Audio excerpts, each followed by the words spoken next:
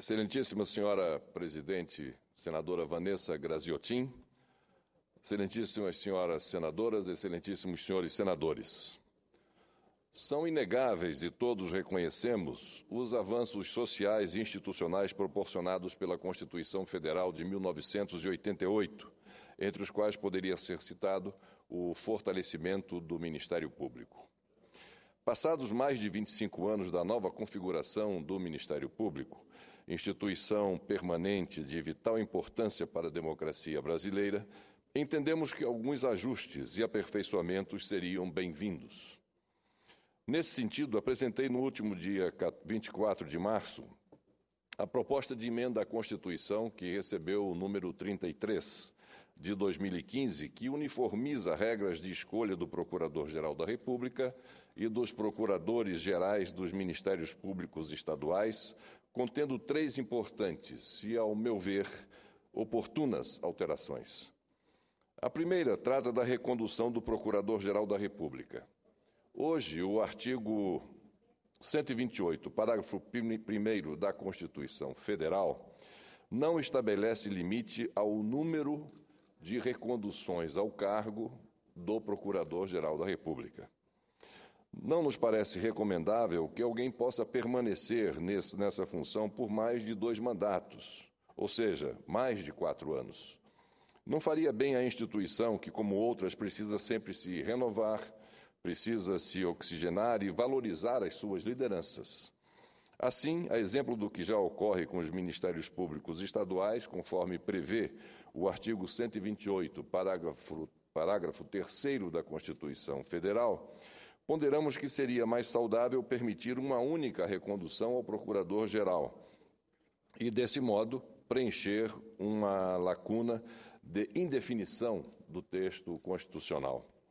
A segunda alteração refere-se ao processo de nomeação do Procurador-Geral. Como é sabido, no caso dos Ministérios Públicos Estaduais, o processo de escolha do nome ao cargo passa pelo voto da classe, antes que a lista tríplice seja levada à decisão do governador. Entendemos que, para a lisura do processo, melhor seria prever uma regra de desincompatibilização daquele que exerce a chefia do órgão e queira ser candidato à recondução.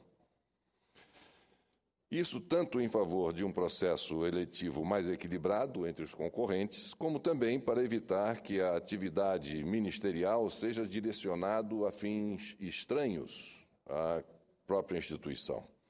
É sabido que tais processos de escolha têm ganhado ano após ano, por sua intensidade e até rispidez, contornos de verdadeira campanha eleitoral, tanto no universo interno da categoria como no âmbito externo, especialmente junto àqueles agentes públicos que, no final, irão aprovar ou não a indicação feita pelo Executivo. A propósito, guardadas algumas especificidades, a regra agora proposta já consta das leis orgânicas do Ministério Público do Rio de Janeiro, artigo 9º, parágrafo 1º da Lei Complementar Estadual número 106, de 2003, do Ministério Público de Minas Gerais, artigo 5º, parágrafo 3º da Lei Complementar Estadual número 34, de 1994, e do Ministério Público do Rio Grande do Sul, artigo 4º, parágrafo 8º da Lei Complementar Estadual número 7.669, de 17 de junho de 1982, entre outras. Embora a escolha do Procurador-Geral da República não passe pela formação de uma lista tríplice oficial, fato é que, nos últimos anos, estabeleceu-se a praxe, e tão somente uma praxe, na formação da relação dos nomes que é organizada pela Associação Nacional dos Procuradores da República, o que tem tido grande peso na escolha feita pelo Presidente da República. Com efeito, as mesmas razões que levam à regra da desincompatibilização acima proposta também são válidas para o Ministério Público da União.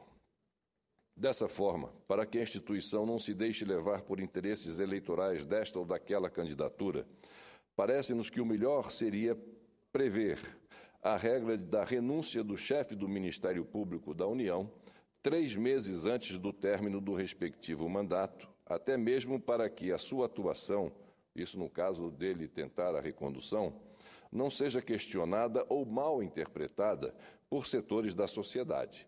Preserva-se, pois, o próprio Ministério Público.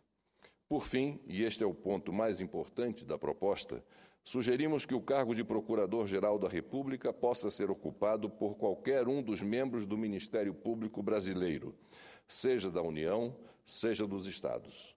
É preciso lembrar que, com a criação do Conselho Nacional do Ministério Público, pela Emenda Constitucional número 45 de 2004, o Procurador-Geral da República tornou-se mais do que o chefe do Ministério Público da União. Estamos falando, portanto, de uma carreira nacional. Não faria sentido, pois, limitar essa escolha aos membros do Ministério Público da União, como se tivessem ascendência natural sobre os demais ramos da instituição. Ademais, é importante destacar que um dos grandes princípios da instituição do Ministério Público é a sua unidade e a sua indivisibilidade, o que torna esta instituição única, integral. Tanto é assim que as prerrogativas e carreiras de seus membros são comuns, inclusive no que tange à equidade salarial. Ressalte-se ainda que cabe ao Procurador-Geral da República oficiar perante o Supremo Tribunal Federal, cujas decisões possuem caráter, abrangência e repercussão nacionais, ou seja, não são voltadas exclusivamente para a União. O mesmo ocorre em relação aos demais tribunais superiores, os quais cabem também ao Procurador-Geral da República oficiar. Vale lembrar ainda, senhora Presidente, que os integrantes do Ministério Público da União, englobando todas as suas ramificações, somam hoje em atividade 1.590 procuradores, sendo 1.084 do Ministério Público Federal, 40 do Ministério Público do Trabalho, 79 do Ministério Público Militar e 387 do Ministério Público do Distrito Federal e Territórios. Contudo, sabe-se também que os verdadeiros postulantes saem de uma lista dos subprocuradores gerais da República, hoje resumidos a 74 membros. De outro lado, o total de integrantes ativos dos Ministérios Públicos Estaduais é de 10.531, ou seja, 10 vezes mais do que os da União. Se considerarmos o total de integrantes, incluindo aqueles que estão cedidos a outros órgãos, licenciados, além dos cargos ainda não ocupados, o universo chega hoje a quase 17 mil membros. Ou seja, enquanto um ministro da mais alta Corte de Justiça do país, o Supremo Tribunal Federal, pode ser escolhido dentre qualquer brasileiro de notável saber jurídico e reputação ilibada, logo em um universo de milhões, a escolha do Procurador-Geral da República vem se dando somente entre aqueles 74 subprocuradores gerais. Em suma, ao cotejar aquele número, 17 mil integrantes, aos 74 reais candidatos, tem-se a dimensão e o impacto do avanço em termos de possibilidades e, portanto, na democratização da escolha.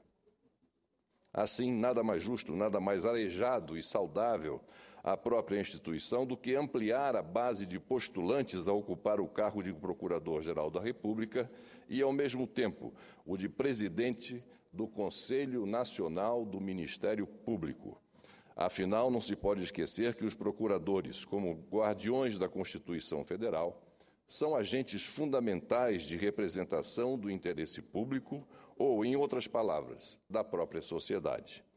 Sem dúvida, maximizar o pluralismo quanto às possíveis escolhas torna o processo mais democrático, mais inclusivo, mais socializado e ainda mais representativo da categoria dos procuradores, evitando, deste modo, o fortalecimento de uma aristocracia já existente. Além do mais, a medida proposta é uma forma justa de prestigiar e valorizar a grande maioria dos procuradores, quais sejam os procuradores dos estados, dando-lhes condições de igualdade para disputar o cargo de Procurador-Geral da República. Não obstante, senhora presidente, com o aumento do universo de postulantes ao cargo, a aprovação da proposta permitirá também uma maior aproximação ou analogia entre a indicação do Procurador-Geral da República com aquela aplicada, por exemplo, aos ministros do Supremo Tribunal Federal e ao Advogado-Geral da União, ou seja, cargos de livre nomeação por parte do Presidente da República, com universos de escolha bem mais amplos. É inegável, assim, que tanto para a lista tríplice da categoria como para o próprio Presidente da República, a ampliação do número de candidatos permitirá um índice de acerto sem dúvida maior na escolha final do nome para o cargo de Procurador-Geral da República. Em suma, senhora presidente, senhoras e senhores senadores, a proposta de emenda à Constituição tem como intuito maior o estabelecimento de regras uniformes sobre o processo de escolha dos procuradores gerais de todos os ramos do Ministério Público brasileiro. São adaptações e alterações que certamente oxigenará e ampliará a representatividade do Ministério Público ou, em outras palavras, fará chegar a democracia à instituição como um todo. Por isso, finalizando, tenho certeza a proposta receberá o apoio majoritário dos próprios integrantes do Ministério Público. Era o que tinha a dizer, senhora presidente, e senhoras e senhores senadores, muito obrigado.